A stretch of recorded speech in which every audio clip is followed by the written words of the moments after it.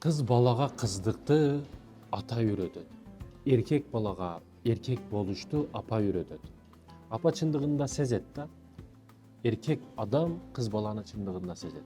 Ата болдуңуз, кызыңызды эркелетиңиз, ойнотуңуз, мээримдүүмүн деңиз, өзгөчөм деңиз, жакшы сөздөрдүн бардыгын жакшысын, ичинен дагы жакшысын тандап айтыңыз, өзгөчө подаркалар, өзгөчө белектер, кыскасы кулагын дагы ички дүйнөсүн дагы ток кылып чоңойтуңуз.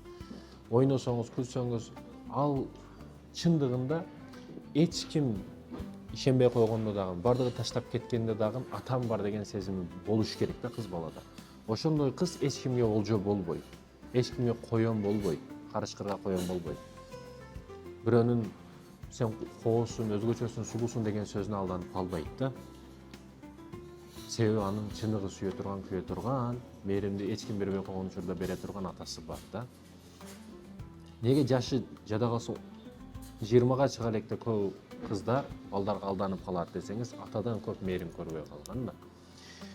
Ата көп мээрим бериш керек. Кыз баланы кандай экендигин, эркектерден кийин чоңойгондо көз караш кандай болушун эркек киши өтө жакшы билет да. Ошондуктан ата күчтүү иштеш керек тарбия маселесинде кыз балага. Ал эми эркек баланы чындап эркек болушуна апа себепчи. Билесиздерби, атасы жок, жалгыз бой эне болуп туруп балдарын чоңойткон балдар өтө күчтүү болуп чыгат. Бизнесмен болуп кетет. Карасаң Дубайдан алып келип машина сатып аткан, карасаң үйлөрдү курулуш компанияларда кылып аткан, жерлерди алып сатып аткан атасы жок балдар. Неге? Себеби апанын эле тарбиясын алды да, баягы чындап күчтүү эркек болуп чоңойду да, жоопкерчиликти жаштыгынан алышты баштады. Чындап эркек болушту апа жакшы сезет, жакшы түшүнөт да. Эркектен эмне күтүш керек, эмне бериш керек, жоопкерчилик не апа жакшы билет да, апа жакшы түшүндүрө алат балага. Ошондуктан балаңызды эркек кылышка тарбиялаңыз. Урматтуу энелерден суранарым, Манасты ким тарбиялады? Ошо эне. Кожомкулду өзүнү дозотко таштаган адамды ким тарбиялады? Эне. Мени ким тарбиялады? Энем, апам. Кыскасы, ким күчтүү болбосун, анын апасы тарбиялаган. Үйдө 4 саат, 5 саат эркек болсо болот, болсо иш, тыным жок. Эркекти көчөдө.